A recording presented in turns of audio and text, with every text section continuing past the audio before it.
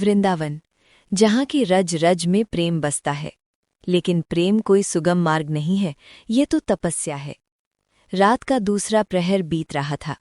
सारी दुनिया सुख की नींद सो रही थी, लेकिन एक बूढ़ा प्रेमी अपनी भट्टी पर जाग रहा था, अपनी सांवरिया के लिए। उफ राम, आज तो बेसन भी पत्थर हो गया है, हिलाए नहीं हिल रहा।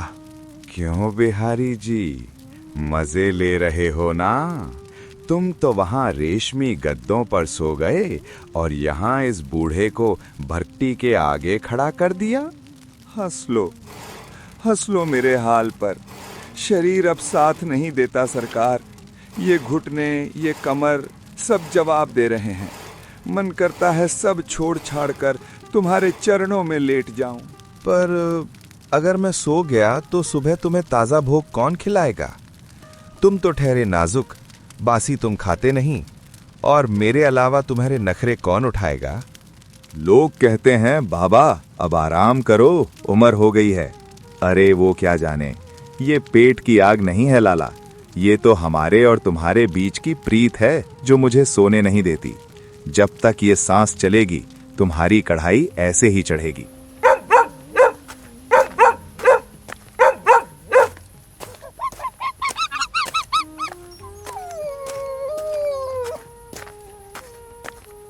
अरे गजब करते हो बाबा, आधी रात होने को आई है और तुम्हारी भट्टी अभी भी धधक रही है।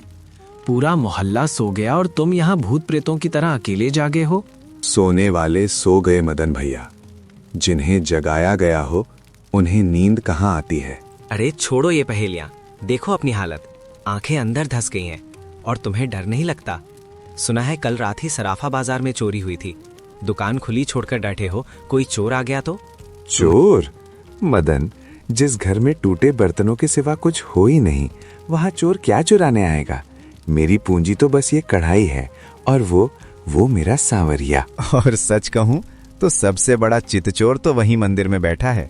उसने मेरा चैन तो पहले ही चुरा लिया, अब और क्या लुटवाऊं? तुम्हें बातों में कोई नहीं जीत सकता बाबा, पर शरीर मिट्टी का है, इसका ख्याल रखो। सुबह सेठ जी का ऑर्डर है ना, तो भोर में बना लेना। अब शटर गिराओ। मदन चला गया। जय श्री कृष्णा। उसका जाना ऐसा लगा जैसे दुनिया का शोर थम गया हो। खुश तो बहुत हो गए आज तुम, है ना? आज पट बंद होने से पहले मैं नहीं आया।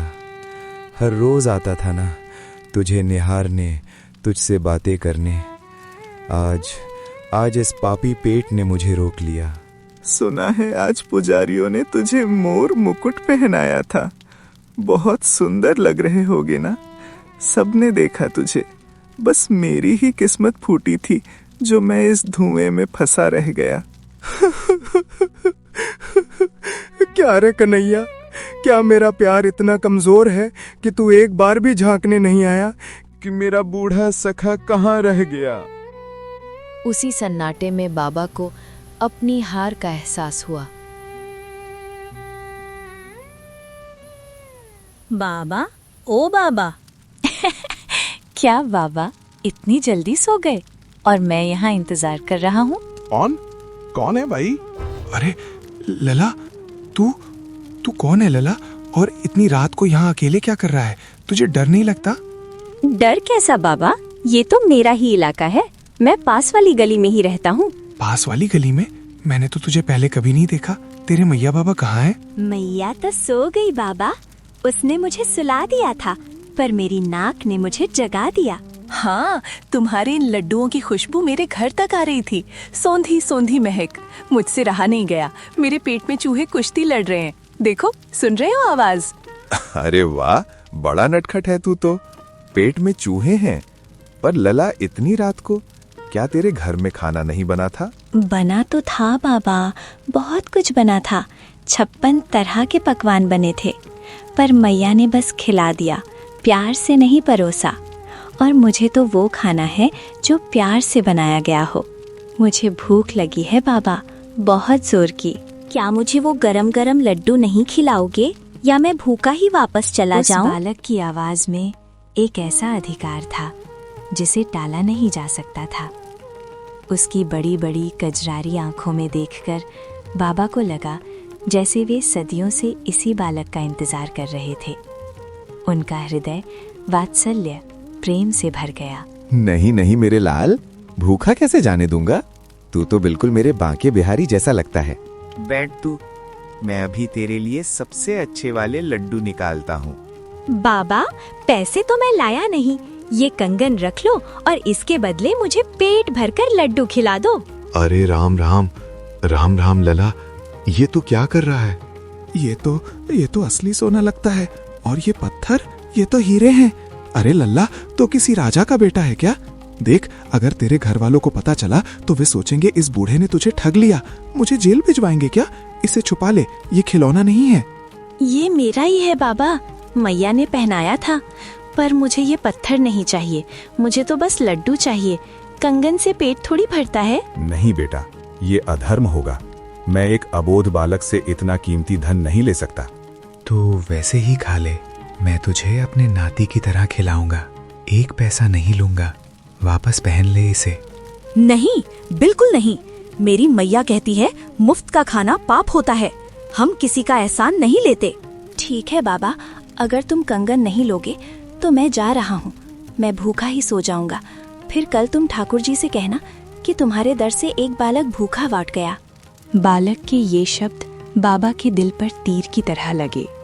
दर से भूखा लौट जाना ये एक भक्त कैसे सहन कर सकता था। भक्त और भगवान की उस जिद में अंततः प्रेम की जीत हुई। अरे अरे रुक जा भाई, गजब का जिद्दी बालक है तू। बातों में तो बड़ों को हरा दे। ठीक है, हार गया मैं। ला, दे दे कंगन। मैं इसे गले में अमानत समझकर रख लेता हूँ। सुबह अपने पिताजी को लेकर आना और कंगन वापस ले जाना, ठीक है? बाबा, तुम्हारे हाथ में तो जादू है। ऐसा स्वाद तो मुझे 56 भोग में भी नहीं मिलता। इसमें शक्कर नहीं, तुम्हारा प्यार मिला हुआ है। धीरे खा लल्ला, गले में अटक जाएगा। रुक, मैं तेरे लिए पानी लाता हूँ। और हाँ, सुबह जल्दी आना, वरना तेरी मैया तुझे ढूंढेगी। अरे लला, इतनी जल्दी? अभी तो यहीं बैठा था, कहाँ गया? हवा बनकर आया था और हवा बनकर उड़ गया। बड़ा ही विचित्र बालक था, पर मन को बड़ा सुकून दे गया।